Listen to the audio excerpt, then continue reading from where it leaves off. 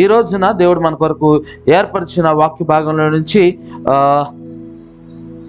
దేవుని వాక్యాన్ని చూడడానికి ఇష్టపడుతూ ఉన్నాం. యావేలు 2వ అధ్యాయం 12వ వచనం. ఇప్పుడైనా మీరు ఉపవాసం ఉండి కన్నీరు విడుచు దుఃఖించుచు మనపూర్వకంగా తిరిగి నా యొద్దకు రండి, ఇదే యెహోవా వాక్కు. బేసిక్గా ఈరోజు మనం చూడబోతున్నాము, ఎందుకు ఉపవాసం ఉండాలి, దేని కొరకు ఉపవాసం చేయాలి, ఉపవాసం ఎందుకు చేయాలి అనే విషయంలో మనం చూద్దాం. గడిచిన దినాల్లో ఒకసారి చూసాం ఇది. అయితే ఇంకొక విధానంలో మనం చూడబోతూ ఉన్నాం, ఉపవాసం ఎందుకు చేయాలి. యావేలు ప్రవక్త ప్రకటిస్తూ ఉన్నాడు ఇశ్రాయేలు జనాంగానికి ఏమనంటే, ఉపవాస దినమును ప్రతిష్ఠించుడి, ఉపవాసం ఉండి కన్నీళ్లు విడుచు దేవుని దగ్గరికి రండి అంటున్నాడు. అసలు ఎందుకు ఉపవాసం చేయాలి? ప్రవక్తలు చెప్తూ ఉన్నారు కదా, అంటే ప్రవక్తలు చెప్తున్నారు, మనకు యేసు ప్రభు చెప్పారు. ఒక నో పాత నిబంధన గ్రంథంలో చూడొచ్చు, ఉపవాస దినాలు ప్రకటించబడ్డాయి. కొత్త నిబంధన గ్రంథంలో చూడొచ్చు, ఉపవాస దినాలు ప్రకటించబడ్డాయి. శిష్యులు ఉపవాసం ఉన్నారు, యేసుక్రీస్తు వారు ఉపవాసం ఉన్నారు, సంఘం ఉపవాసం ఉంది.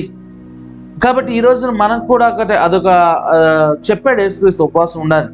కాబట్టి ఈ రోజున ఉపవాసం ఎందుకు చేయాలి, ఉపవాసం చేయడం వల్ల మనలోకి ఏం కలుగుద్ది, ఎందుకు చేయాలి, ఉపవాసం ఉండడం వల్ల మనలో వచ్చే మార్పులు ఏంటి అనేది ముందుగా చూసుకున్నట్లయితే త్వరగా వాక్యంలోకి వెళ్ళిపోదాం.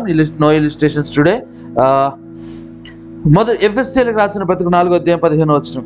ప్రేమ కలిగి సత్యము చెప్పు క్రీస్తు వలె ఉండుటకు మనమన్ని విషయముల్లో ఎదుగుదాము. బేసిక్గా మనం ఉపవాసం ఉన్నప్పుడు, ఉపవాసం అనగా దేవుని దగ్గరగా నివసించుట, ఉపవాసం అనగా దేవునికి దగ్గరగా నివాసము చేయట, దేవునికి దగ్గరికి నివాసము చేయట అని అర్థము. నేను చాలాసార్లు చెప్పాను, ఉపవాసం అంటే తినడం మానేయడం కాదు, కానీ దేవునికి దగ్గరగా నివాసం చేయట. ఆ దేవుని దగ్గరగా నివాసం చేస్తున్నప్పుడు మొదటిది ఏం జరుగుద్దంటే, మన ఆత్మీయ జీవితంలో ఎదుగుదల కనబడుతుంటుంది. ఉపవాసం ఎందుకు వరకు అంటే, ఉపవాసం ఎందుకు చేయాలంటే మన ఆత్మీయ జీవితంలో మన ఎదుగుదల కొరకు, మన ఆత్మీయ జీవితంలో మనము ఎదగాలి. ఇక్కడ ఎఫెసీయులకు రాసిన పత్రికలో పౌలు అంటూ ఉన్నాడు, మనం అన్ని విషయంలో ఎదగాలి. ఒక విషయంలో కాదు, అన్ని విషయాల్లో మనం ఎదిగే వారమై ఉండాలి. హల్లెలూయా. మనం ఎదుగుతున్న వారమై ఉన్నామా లేదా ఒకసారి మనం గమనించుకోవాలండి.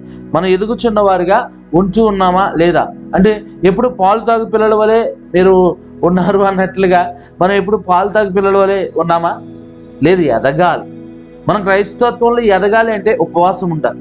మన ఎదుగుదల కనబడాలంటే ఉపవాసం ఉంటూ ఉండాలి. బేసిక్గా ఈ లోకంలో నువ్వు మనిషిగా ఎదగాలంటే తినాలి. తింటే పోషకరమైన శరీరం వస్తుంది, పోషకరమైన బలం వస్తుంది, 4-5 తింటే. మరి తినకపోతే ఏమవుతుంది తెలుసా? దేవుని కొరకు తినకపోతే కాదు, నీకు ఎక్కువయో తినకపోవడం కాదు, కానీ దేవుని కొరకు నువ్వు తినకపోవడం వల్ల నీ శరీరము శక్తిని పొందుకుంటుంది. నీ ఆత్మ దేవుని కొరకు ఉపవాసం ఉన్నప్పుడు, దేవుని కొరకు నువ్వు తినకుండా ఉన్నప్పుడు నీ శరీరము కాదు ఎదిగేది, నీ ఆత్మ ఎదుగుతుంది దేవునిలో. దేవుని దగ్గరగా నివసించాలంటే నీ శరీరం దేవుని దగ్గరికి వచ్చిన వృధాది, ఎప్పటికి మట్టి అయిపోవాల్సింది, వెళ్ళాల్సింది ఆత్మ మాత్రమే. కనుక ఆ ఆత్మకు శక్తిని మనం ఇవ్వాలి. ఇక్కడ మనం చదువుకున్న వచనంలో మనం అన్ని విషయంలో ఎదుగుదాము. మరి ఎదుగుచున్నామా లేదా? ఒక చక్కటి వచనం ఉంటుంది, గొర్రె మంద లాంటి మిమ్మల్ని యుద్ధ గుర్రముల వలె తయారు చేస్తాను అంటున్నాడు దేవుడు. యుద్ధ గుర్రాల వలె, అదొకసారి ఎప్పుడో చెప్పుకుందాం. గొర్రె పిల్లల లాంటి స్వభావం కలిగి వారిని దేవుడు యుద్ధ గుర్రములుగా మారుస్తానంటున్నాడు. అంటే ఎక్కడ గొర్రె పిల్ల, ఎక్కడ యుద్ధ గుర్రం? అంతగా మనం ఎదగాలండి.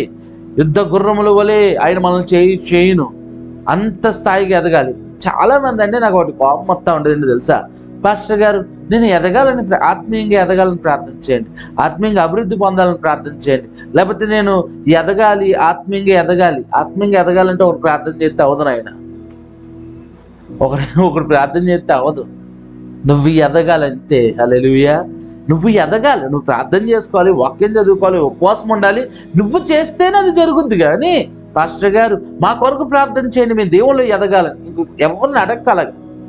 దేవుళ్ళు ఎదగడం అనేది నీ సమస్య, దేవుళ్ళు ఎదగడం అనేది నీ సమస్య, అది ఊరళ్ళ సమస్య కాదు. నీకు వచ్చిన కష్టం నుంచి బయటపడే మేము ప్రార్థన చేద్దాం. ఆత్మీయంగా బలపడాలి. నువ్వు ఆత్మీయంగా బలపడాలని నేను ప్రార్థన చేయడం వల్ల కాదు, అది నువ్వు ప్రార్థన చేసుకోవడం వల్ల అవుతావు. అర్థమైందా? కాబట్టి ఇంకోసారి ఎవరిని పొరపాటును కూడా నేను ఎదగాలంటే నువ్వు ఎదగాలంతే. ఆత్మీయంగా బలపడాలంటే నువ్వు ఆత్మీయంగా ప్రార్థన చేయాలి, వాక్యం చదువుకోవాలి. అంతేగాని కొన్ని విషయాల నుంచి పడలేకపోతున్నానండి, ఆత్మీయంగా ఎదగలేకపోతున్నాను, ఆ పరిస్థితులన్నీ దూరపరిచేలా ప్రార్థన చేయండి. అది మంచిదే, దాని కొరకు మేము ప్రార్థన చేస్తాం. వాక్యం చదవకుండా ఏదో ఆటంకపరుస్తుంది, ప్రార్థన చేయకుండా ఏదో ఆటంకపరుస్తుంది, అట్లా చెప్పండి, చేద్దాం. అంతేగాని నేను ఆత్మీయంగా బలపడాలి, మీరు ప్రార్థన చేస్తే నువ్వు ఆత్మీయంగా బలపడిపోతావా? బలపడవు. నువ్వు ప్రార్థన చేసుకుంటేనే, నువ్వు ఉపవాసం ఉండాలి. ఉపవాసం ఉండడం వల్ల మన శరీరం కాదు ఎదిగేది, మన ఆత్మ ఎదుగుతుంది, బలం కలుగుతుంది. హల్లెలూయా. ఎప్పుడైతే ఆత్మ బలం ఏందవుతుందో ప్రతిదాన్ని సాధించగలుగుతాం. శరీరం మాట కొంచెం తుచ్చమే, ఆత్మ మాట ఎప్పుడు నిక్కచ్చిగా ఉంటుంది. ఇక్కడ మనం చూసుకున్న దాంట్లో ఎందుకు ఉపవాసం చేయాలి అంటే, నువ్వు ఎదగడం కొరకు, ఆత్మీయ అభివృద్ధి కొరకు. మనం అన్ని విషయములలో ఎదుగుదాము. ఒక విషయంలోనే కాదు, విశ్వాస విషయంలో కాదు, దేవునిలో అన్ని విషయాల్లో ఎదగాలంటే దేవునికి దగ్గరగా రావాలి, దేవుని మనసు ఏంటో తెలుసుకోవాలి. కాబట్టి మరి ఏం చేయాలి అంటే, ఇక్కడ మనం చూసుకుంటున్నది దేవుని దగ్గరికి వచ్చి, ఉపవాసం ఉన్నట్టు దేవుని దగ్గరికి వచ్చి దేవుని మనసు మనకు తెలుస్తుంది. ఉపవాసం అన్నప్పుడు ప్రార్థన చేస్తుండగా, ఆరాధన చేస్తుండగా, వాక్యం చదువుతుండగా, ఇంకో వేరే కాంటెంపరీ మనసులోకి తీసుకురాకుండా ప్రార్థన చేయగలిగితేనండి దేవుని యందు మనం ఎదగలుగుతాం. హల్లెలూయా. ఎంత చక్కటి మాట. మన ఎదుగుదల కావాలి. ఎందుకంటే ఒక వచనం ఉంది చూడండి, ఇక్కడ మనం ఎదగాలంటే ఏం చేయాలంటే, యోహాను 15:5 ద్రాక్షవల్లిని నేను, తీగలు మీరు, ఎవడు నా యందు నిలిచిండునో నేను ఎవని యందు నిలిచిందునో వాడు బహుగా ఫలించెను. హల్లెలూయా. మనం ఎదగాలి, ఫలించాలి, అభివృద్ధి పొందాలి అంటే ఉపవాసం ఉండాలి. ఉపవాసం ఉన్నప్పుడే దేవుని దగ్గర నిలిచి ఉండగలుగుతాం, దేవుని దగ్గరగా నివాసం చేయగలుగుతాం. ఆయన ద్రాక్షవల్లి, తీగలు మీరు. ఎంత గొప్ప వర్ణన దేవుడిది. ఆయన ద్రాక్షవల్లి అయితే, తీగలు మనం ఫలించాలంటే ఆయనలో అంటకట్టబడి ఉండాలి. ఉపవాసం అనేది దేవునిలో అంటకట్టబడే చేస్తుంది మనం జీవితం. ఉపవాసం చేయాలి దేవుని కొరకు. తినడం మానేయడం ఒకటే కాదు, ఉపవాసం అంటే దేవుని దగ్గరగా నివసించడం. అయితే తినకుండా ఉండడం అనేది ఫస్ట్ స్టార్టింగ్ స్టేజ్ అనమాట. తర్వాత 99 చెప్పుకుంటూ వస్తూ ఉన్నాం కదా. అయితే నువ్వు తినకుండా దేవుని సన్నిధిలో మొరపెడుతూ, కనిపెడుతూ, నీ శరీరానికి ఆహారం ఇవ్వకుండా నీ ఆత్మకు వాక్యం అనే ఆహారాన్ని ఇవ్వగలిగితే చూసుకో, నువ్వు ఎదుగుతావు. ఎవడొద్దనో ఎదుగుతావు. నువ్వు అడగక్కర్లేదు ఎదగాలని, ఆటోమేటిక్గా ఎదుగుతావు. ఎందుకంటే నువ్వు ద్రాక్షవల్లి యేసుక్రీస్తు చేత ఉపవాసము ద్వారా అంత కట్టబడతావు. హల్లెలూయా. రెండో విషయం చూద్దాం, ఎందుకు ఉపవాసం ఉండాలి. మొదటి చూసాం, నువ్వు ఎదగాలంటే ఉపవాసం చేయి. ఎప్పుడు తీసిన గోంగలు అక్కడే అన్నట్టయితే నువ్వు చేయక్కల్లా.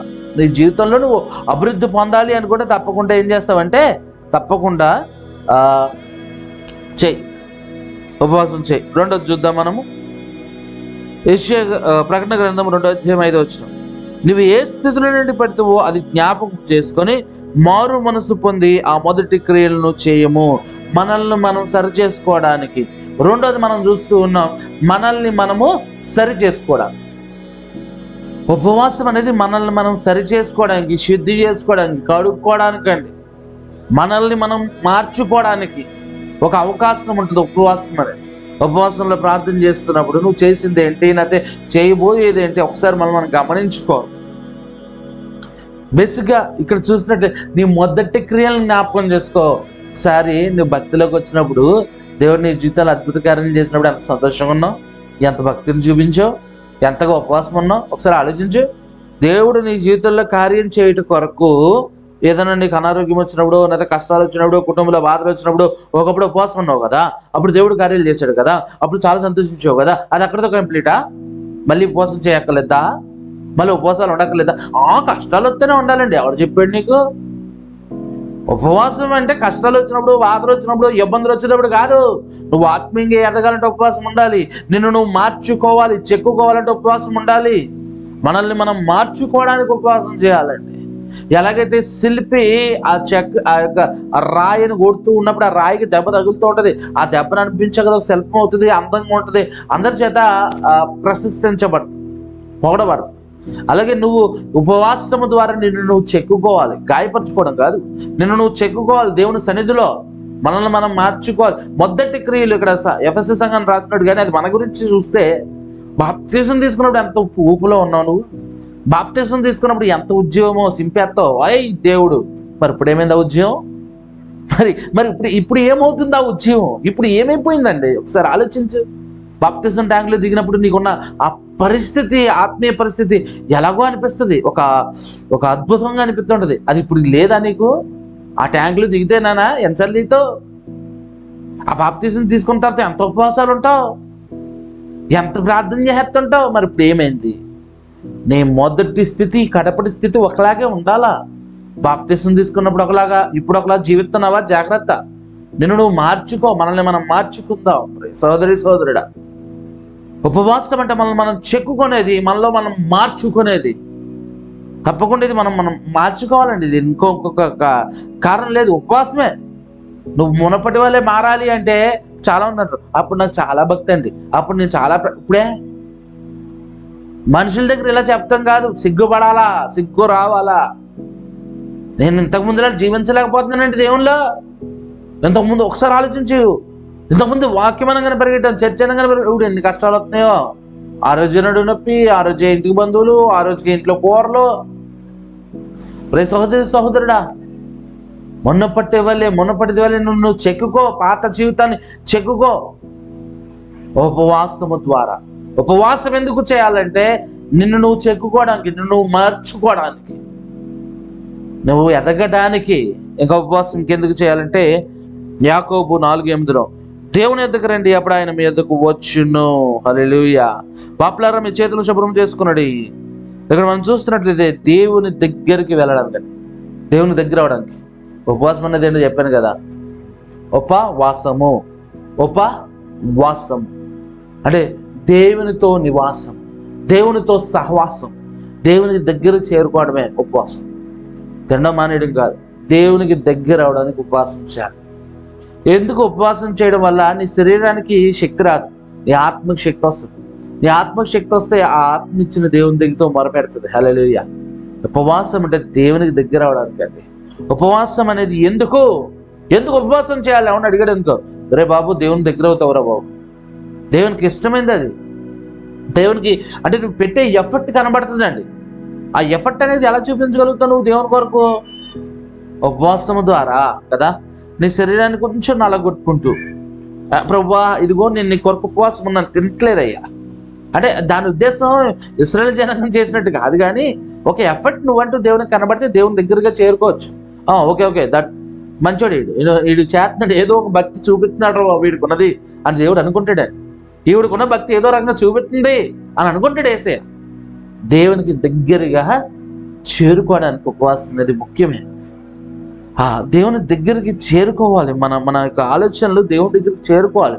హోషేయ భక్తుడు అంటాడు, హోషేయ ప్రవక్త 5:4 తమ క్రియల చేత అభ్యంతరపరచబడిన వారై తమ దేవుని యొద్దకు తిరిగి రాలేకపోదురు. ఇది సరైన సమయం. ఒక సమయం వస్తుందండి, యేసుక్రీస్తు వచ్చి వెళ్ళిపోయిన తర్వాత నేను ఉపవాసాలు ఉంటా కుదరదు. దేనికి అది? యేసుక్రీస్తు వచ్చి వెళ్ళిపోయిన తర్వాత ఉపవాసం అక్కడ భూమి మీద నరకమే వచ్చేది. జాగ్రత్త.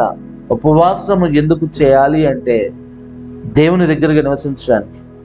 ఒకవేళ నువ్వు ఇప్పటికి ఉపవాసం లేకపోతే నువ్వు తిరిగి రాలేవు, మనసు ఒప్పుకోవద్దు దేవుని దగ్గరికి వెళ్ళాలంటే. జాగ్రత్త. దేవుని దగ్గరగా జీవించడానికి, దేవుని దగ్గరికి రావడానికి, దేవుని దగ్గర జీవించడానికి తప్పకుండా మనకి ఏం కావాలంట? ఉపవాసం కావాలి. 3 విషయాలు చూసాం, 4 విషయాలు చూద్దాం మనం. Praise the lord. దేవునికి స్తోత్రం. కరెంట్ పోయింది, లైవ్ వస్తుంది కదా, లైవ్ రావాలి.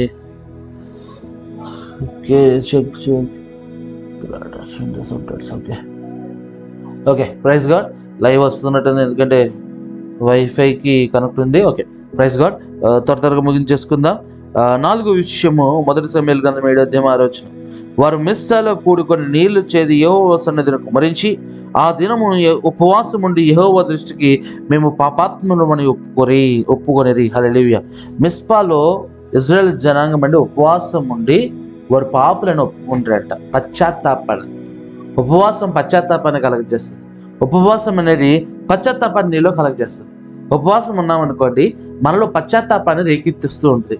ఉపవాసం ఉండాలి. అందుకే ఇక్కడ మనం చూస్తున్నట్టు ఇశ్రాయేలు జనాంగం ఫిలిస్తీన్ల కింద 20 సంవత్సరాలు నలగొట్టబడ్డారు. వారు దేవుని మందసం పట్టుకెళ్ళిపోయారు. ఫిలిస్తీన్ల చేతులు 20 సంవత్సరాలు బహు ఘోరంగా ఉన్న సమయంలో వారందరూ వచ్చి సమూయేలు దగ్గరికి వచ్చి, అయ్యా మా కొరకు ప్రార్థన చేయమని చెప్పి మిస్పాలో దేవునికి నీళ్లు చేది అదంతా కడిగి శుభ్రపరిచి ఉపవాసం ఉండి వారు పాపులము అని ఒప్పుకున్నారంట. అది దేవుడు చూసి వారిని కరుణించి ఫిలిస్తీన్లందరినీ హతం చేశాడు. హల్లెలూయా. దేవుడు వారికి విజయాన్ని ఇచ్చాడు. ఈరోజు నువ్వు పశ్చాత్తాపడాలి. అంటే నీలో ఉన్న పాపాన్ని ఒప్పుకున్నప్పుడే నీకు విజయం కలుగుద్ది. ఆ పశ్చాత్తాపం ఎప్పుడు వస్తుందో తెలుసా? ఉపవాసం ఉన్నప్పుడు. ఉపవాసం ఉండగలిగితే నీలో పశ్చాత్తాపం బయటకు వస్తుందండి. పశ్చాత్తాపం అనగా అయ్యా నేను పాపం చేశానని ఒప్పుకోనాలి, ఒప్పుకొని మళ్ళీ చేయకూడదు. అది పశ్చాత్తాపం అంటే. పశ్చాత్తాపడాలి. ఆ పశ్చాత్తాపం ఉపవాసంలో నుంచి వస్తుంది. ఇశ్రాయేలు జనాంగం చూసాం, వారు ఉపవాసం నుండి వాళ్ళు చేసిన తప్పులు ఒప్పుకున్నారంట. అది దేవునికి ఎంతో ప్రియమైనది. ఒక మనిషి తన తప్పులు ఒప్పుకుని పశ్చాత్తాపడుతుంటే దేవుడు చాలా ఇష్టమవుతుంది. అందుకే వారికి విజయాన్ని దయచేస్తాడు. 20 సంవత్సరాలు వాళ్ళు నలగొట్టబడ్డారు. వారు ఉపవాసం ఉండి పశ్చాత్తాపడగా మేము పాపం చేసామనగా విజయం వచ్చింది. ఈరోజు నీ జీవితంలో విజయం కావాలా? అది ఏ పరిస్థితుల్లో దేంట్లోనే విజయం కావాలా? దేవుడు ఎత్తకు సిద్ధంగా ఉన్నాడు. ఉపవాసం ఉండి నీ పాపాలు ఒప్పుకో. ఉపవాసం ఎందుకంటే నేను పశ్చాత్తాపడేలా చేస్తుంది. ఉపవాసం ఉంటున్నప్పుడు నీకే ప్రభువా నేను ఉపవాసం ఉన్నాను నీకోసం ప్రార్థన చేస్తున్నప్పుడు నీ మనస్సు ఆటోమేటిక్గా నీలో ఉన్న ప్రతి పాపాన్ని ఒప్పించేస్తుంది. ఇంకా చేయకుండా తీర్మానాలు తీసుకునేలా చేస్తుంది. పశ్చాత్తాపము అనగా పాపం చేశాను అనేది కాదు. ప్రభువా నేను పాపం చేశాను, మళ్ళా తిరిగి దీన్ని చేయకుండా నా జీవితాన్ని ఉంచు అనేది పశ్చాత్తాపం. నీ మనస్సు ఉపవాసం ఉన్నప్పుడు, దేవుని దగ్గరికి వెళ్తున్నప్పుడు నీ మనస్సు చెప్తుందండి, ప్రభువా నేను పాపంలో ఉన్నాను, విడిచిపెట్టలేకపోతున్నాను, కానీ ఇప్పుడు విడిచిపెడతాను, మళ్ళీ చేయను. ఎప్పుడైతే నువ్వు చేయగలుగుతావో నీ కొరకు ఆగిన ప్రతి విజయం రాబోతుంది నీ జీవితంలోకి. ఎందుకు ఉపవాసం ఉండాలంటే నేను పశ్చాత్తాపడడానికి. ఇక ఇంకోటి చూసుకుందాం. ఎందుకు సరే, నెట్ ఉంది, కరెంట్ పోయింది, దేవునికి స్తోత్రం. ఎవరు లైవ్ అద్భుతంగా వస్తూ ఉంది అనుకుంటున్నాను నేనైతే. సరే, దానియేలు గ్రంథం 6:18 వచ్చింది. అంతటా రాజు తన నగరునికి వెళ్ళి ఆ రాత్రంతా ఉపవాసం ఉండి నాట్య వాయిద్యములను జరగనీయలేదు. ఇక్కడ మనం చూస్తున్నట్లయితే ఈ యొక్క రాజు దానియేలు కొరకు ఉపవాసం ఉన్నాడు. దానియేలు సమార్భంలో వేస్తే ఈయన వచ్చేసి దానియేలుకి ఏమొద్దని ఉపవాసం ఉండి నాట్య వాయిద్యమును వాయించలేదంటే, ఉపవాసం ఉన్నప్పుడు ఏ మనిషి అయినా సరే పాపానికి దూరంగా ఉంటాడు. ఉపవాసం ఎందుకు ఉండాలంటే పాపానికి దూరంగా జీవించడానికి. ఏదైనా సరే ఒక పాపంలో పడుతున్నావు అనిపించినప్పుడు ఉపవాసం ఉండు. ఉపవాసం ఉన్నప్పుడు నీకు తెలుస్తుంది మనిషికి, అమ్మో నేను ఉపవాసం ఉన్నాను, తప్పు చేయకూడదు, అమ్మో నేను ఉపవాసం ఉన్నాను, పాపం చేయలేదు. ఎందుకు ఉపవాసం ఉండాలి? పాపం చేయకుండా ఉండడానికి.